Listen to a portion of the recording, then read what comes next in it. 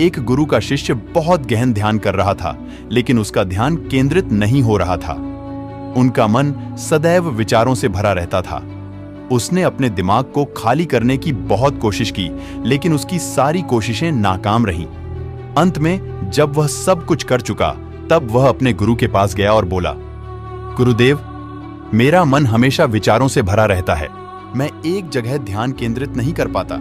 जब देखता हूं तो दूसरी चीज पर चला जाता हूं, फिर तीसरी और चौथी चीज करता हूं। मेरे दिमाग में हजारों विचार चलते रहते हैं और मुझे पता भी नहीं चलता कि ऐसा कब होता है। बहुत समय बाद मुझे एहसास होता है कि मैं क्या करने बैठा था और क्या सोच रहा था। हे गुरुदेव, मैं अपने दिमाग को विचारों से खाली करना चाहता हूं। मैं चाहता हूं कि मेरे मन में एक भी विचार न रहे। जब चाहूं तभी विचार उठना चाहिए।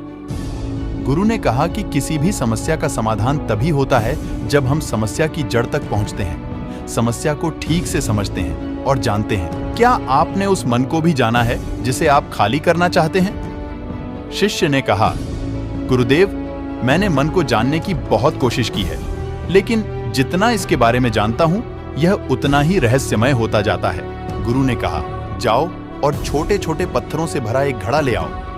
तब शिष्य छोटे छोटे पत्थरों से भरा एक घड़ा ले आया और गुरु के पास रख दिया। गुरु ने कहा, इस घड़े को अपना मन समझो और इस घड़े में पत्थर भरे हुए हैं। अब इस घड़े में और पत्थर डालो।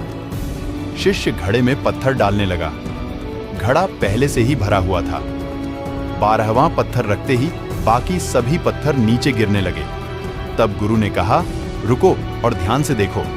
अब घड़े में कोई पत्थर तो नहीं आ रहे हैं, बल्कि वह नीचे गिर रही है, क्योंकि यह भर गया है। इसमें जो भी आ सकता था वह आ गया।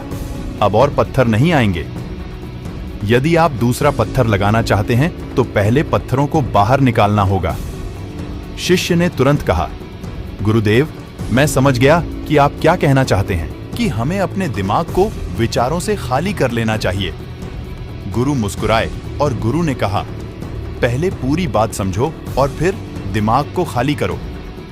गुरु ने कहा कि हमारा मन इस घड़े के बिल्कुल विपरीत है। तुम घड़े को पत्थरों से तो भर सकते हो, लेकिन मन को विचारों से नहीं भर पाओगे। मन हमेशा खाली रहता है। शिष्य ने कहा, गुरुदेव, मुझे कुछ समझ नहीं आ रहा है। अगर दिमाग हमेशा खाली रहता है तो हम उसे खाली करने की कोशिश क्यों करते रहते हैं? इसकी क्या जरूरत है? गुरु ने कहा, इस घड़े से एक एक करके सारे पत्थर निकालो। शिष्य ने वैसा ही किया और घड़े से एक एक पत्थर निकालता रहा और अंत में घड़ा खाली हो गया। गुरु ने कहा, देखो, तुमने एक एक पत्थर निकाला, यह घड़ा खाली हो गया है। अब आप इस घड़े में कोई भी पत्थर डाल सकते हैं, दूसरा पत्थर डाल सकते हैं, या फिर वही पत्थर दोबारा डाल सकते हैं। आप इसे आधा भर सकते हैं या फिर पूरा भर सकते हैं। शिष्य ने कहा, गुरुदेव, मैं भी ऐसा ही हूं। मैं बता रहा हूं कि मन को खाली करना है। ये तो पत्थर हैं, इन्हें आसानी से निकाला जा सकता है और घड़ा खाली किया जा सकता है, लेकिन मैं अपने मन को कैसे खाली करूं? गुरु ने कहा, इस खाली घड़े में एक पत्थर डालो और 2 पत्थर निकाल लो। शिष्य ने यह कहा, ऐसा कैसे हो सकता है कि जब इस घड़े में एक पत्थर होगा तो एक ही पत्थर निकलेगा, फिर 2 पत्थर कैसे निकल सकते हैं? गुरु ने कहा, चलो ऐसा करो, इस घड़े में 2 पत्थर डालो और 4 पत्थर निकाल लो। शिष्य ने कहा, गुरुदेव, यह कैसे संभव हो सकता है? यह कोई चमत्कारी बर्तन नहीं है कि 1 डालो तो 2 निकालो, 2 डालो तो 4। गुरु ने कहा, यह घड़ा चमत्कारी नहीं है, लेकिन तुम्हारा घड़ा यानी तुम्हारा मन चमत्कारी है। यदि आप इसमें एक विचार निकालेंगे तो इसके पीछे 2 विचार होंगे। जब आप उन 2 विचारों को पकड़ते हैं तो उनके पीछे 4 विचार उभर आते हैं और वह खाली नहीं रहता। यह मन का भ्रम है कि सब कुछ है लेकिन कुछ भी नहीं है। शिष्य ने कहा, गुरुदेव, आप जो कह रहे हैं वह मैं समझ गया, लेकिन क्या मैं हमेशा अपने विचारों के जाल में फंसा रहूंगा? क्या मन के भ्रम से बाहर निकलने का कोई रास्ता है? बिल्कुल नहीं। और जब आप उन 4 विचारों को पकड़ते हैं तो उनके पीछे 16 विचार उभरते हैं और ऐसा करने से विचारों की एक लंबी श्रृंखला बन जाती है और आप कहीं नहीं रुकते, एक के बाद दूसरे विचार को पकड़ते चले जाते हैं। यह मिट्टी का घड़ा पत्थरों के घड़े के समान है। भरा रहेगा, लेकिन आपका मन कभी नहीं भरता, वह हमेशा खाली ही रहता है। हमारा दिमाग भी एक विचार के बाद हमारे लिए हजारों विकल्प खोल देता है और हम एक मुख्य विचार को छोड़कर उन हजारों विकल्पों में फंस जाते हैं। शिष्य ने कहा, मैं आपकी बात अच्छी तरह समझ गया हूं, लेकिन अब मुझे क्या करना चाहिए? मेरा मार्गदर्शन करें। गुरु ने कहा, मन के जाल में मत उलझो, मन को खाली करने की कोशिश मत करो, अपना ध्यान इकट्ठा करो, एकाग्रता लाओ, जो भी कर रहे हो उसे अंतिम मानकर करो। ऐसे करो कि बाद में इसमें आपको कुछ भी करने की जरूरत नहीं है। और जब आप किसी दूसरे विचार पर काम करते हैं तो बस उसी पर काम करें, कोई दूसरा विचार नहीं।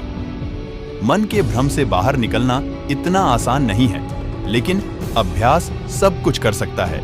शिष्य ने कहा, गुरुदेव, मैं भी ऐसा ही करूंगा। यह समझाने के लिए आपका बहुत बहुत धन्यवाद।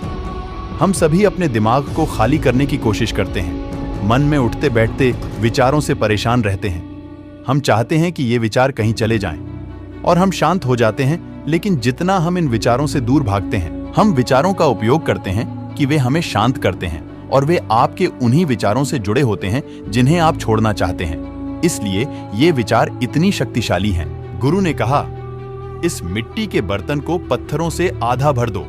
शिष्य ने वैसा ही किया। फिर गुरु ने कहा, अब इन पत्थरों में से एक पत्थर चुन लो और उस पत्थर की एक छोटी सी मूर्ति बनाकर मुझे दे दो। मैं जानता हूं कि तुम एक अच्छे कलाकार हो। जब शिष्य ने 11वां पत्थर निकाला और उस पत्थर को तराशना शुरू किया तो उसे एहसास हुआ कि यह पत्थर अच्छा नहीं है। तो उसने घड़े से दूसरा पत्थर निकाला। उसे वह पत्थर भी पसंद नहीं आया। फिर उसने तीसरा पत्थर निकाला, उसका रंग उसे पसंद नहीं आया। फिर उसने चौथा पत्थर निकाला, लेकिन उसे इस पत्थर में एक दोष निकला। इस प्रकार उसने लगभग सभी पत्थर बाहर फेंक दिए। उसे ऐसा करते देख गुरु ने कहा, वह पत्थर जो तुमने पहली बार निकाला था, यह समझकर उसी पत्थर की खोज करो कि तुम्हारे पास कोई दूसरा पत्थर नहीं है। तब शिष्य ने उस पत्थर को ही खोजना शुरू कर दिया और उस पत्थर से उसने अपने गुरु की एक बहुत ही सुंदर मूर्ति बनाई और अपने गुरु को भेंट की और कहा, बहुत सुंदर, इस पत्थर से मूर्ति बनाई जा सकती है। मैं इसका विचार भी नहीं कर सकता था। गुरु ने कहा कि जब कोई दूसरा विकल्प नहीं है तो हम अपनी सारी ऊर्जा उसमें लगा देते हैं और उसे सर्वश्रेष्ठ बनाते हैं। जब कोई दूसरा विकल्प है तो हम सिर्फ पत्थर चुनते रहते हैं। मान लीजिए कि मूर्ति नहीं बनाई गई है,